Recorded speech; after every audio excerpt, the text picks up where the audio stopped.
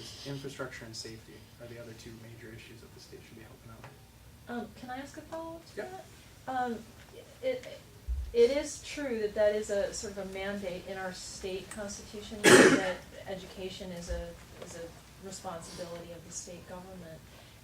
However, there are, I think, probably many of us in this room who would not look at education as a right, and who look more closely to the U.S. Constitution in terms of defining what is the responsibility of a government than to our state constitution. Now, that being the case, I hear you that you're saying that you believe that it is the responsibility of state government to provide that based on the state. I hear based on the state constitution, but do you personally believe that, or is that strictly based on what our state constitution says? And if it is strictly based on what our state constitution says, would you support an amendment to the state constitution to revise the idea of what is a right in this state and what is not in terms of education? Yeah, no, that's a great question, and I'll be honest, I hadn't thought that far ahead about, is education a right that you're granted, which, I mean, it's not certainly a God-given right. I mean, everyone argues that healthcare, the whole healthcare debate. I don't believe healthcare, and you could say the same thing about education in that regard. I want kids to be educated because it matters for our economy and economic development. Go through it, the word. You know the rules. Hello? Yeah, exactly. I know. I'll be honest, I don't know. I haven't given it that much thought, to be very honest about it. Just simply because it has always been, it's so ingrained into me on equity and because of it being in our state's constitution. One of the reasons I would encourage you to at least think about it, absolutely. Brett, is because when you look at what happens when education gets centralized, either at the federal or at the state level, what you end up with is a lot of social conditioning. Hello? More so than actual education. I mean, it's all a form of education, but some of it we would consider indoctrination more than education. For example, Governor Doyle's recent signing of a bill that says that now we have to teach the history of collective bargaining in public schools in the state of Wisconsin. To most of us in this room, that's egregious. Yeah, it was put in our standards, so. And that's just one example of what happens yeah. when you centralize education. Yeah, so. no, and I don't disagree with that. I think philosophically, I believe we agree on that. I mean, I'm a strong believer in homeschooling. I'm a strong believer in parental rights. I mean, parents have the responsibility to educate their kids ultimately. I mean, at the end of the day, really, that's what it's about. As a society, education is an important function across the board. I haven't thought about the ways to take it in or out of the state's constitution, but I just firmly believe that education is a local issue. I say it should be in our constitution based on what it's always been, but then equity and funding. I want to make sure that we're providing an adequate education right now. And when you look at the funding, we just have to ask the question across the board. In rural Greene County, we'll have a certain amount of resources versus some of the suburban Milwaukee schools. Is it fair in Wisconsin? And maybe the answer that people think is yes. And I guess ultimately maybe the answer is to put it out to the people of the state, to let them ultimately decide. Because that's obviously the way we have to change our constitution. So let them decide if they want to make a change like that to take it out.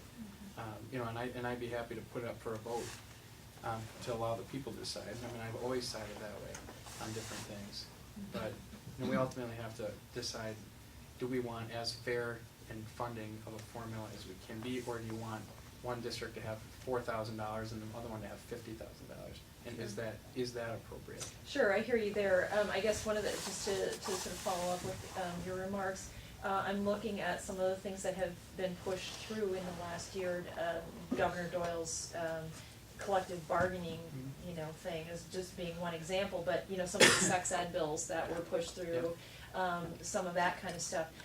It just seems that the more we centralize at the state level, the more we end up with with curricula that are really progressive driven. But that's just the fact that it's in the Constitution or not. I mean, that really doesn't deal with the issue. I mean, you could take it out of the Constitution, and if you still have governors that believe in some of the stuff, they're going to push the issue.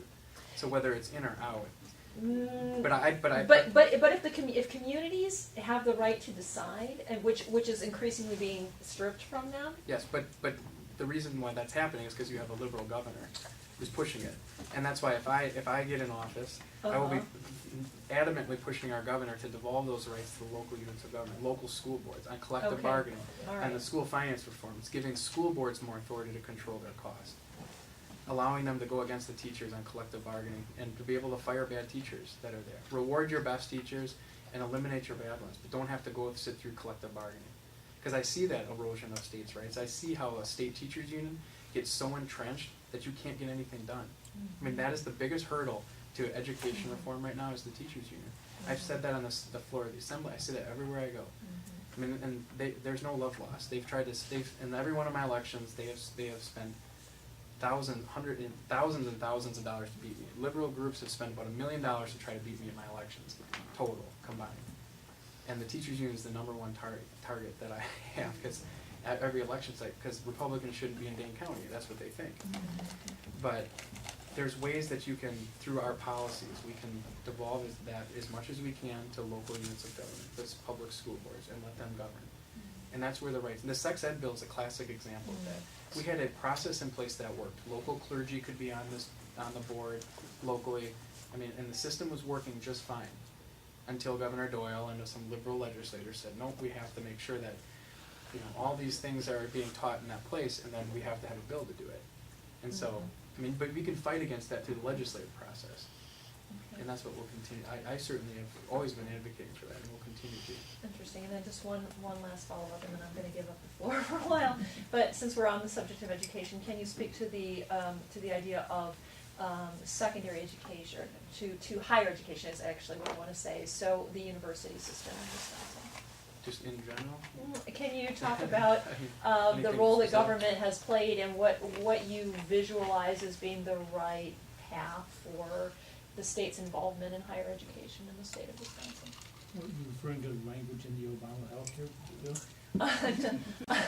Well, there's that too, At a but national level? yeah, but I'm in particular just, right now, for example, student tuition is highly subsidized by the state of Wisconsin, which, I will be very frank, I benefited from. I just graduated with my PhD last April, so I benefited from that, system. However, it seems to me that there is, a very heavy burden on state taxpayers for those subsidies to students at the University of Wisconsin, and that there is at the University of Wisconsin a very progressive agenda, which taxpayers are funding. Yeah, well, and then you look at some of the speakers like Churchill and others, that the liberal agenda that the university's been Right. promoted over the years, it's very concerning. It's concerning to me about how much money they've wasted over the years on certain things, like IT projects is a good example. $20 million, a payroll system they were going to replace. You can argue, they can make a good argument that, yeah, maybe should have been replaced. The fact is, there's other units of government in the state or private businesses that probably were replacing their payroll system at the same time that they could have worked with.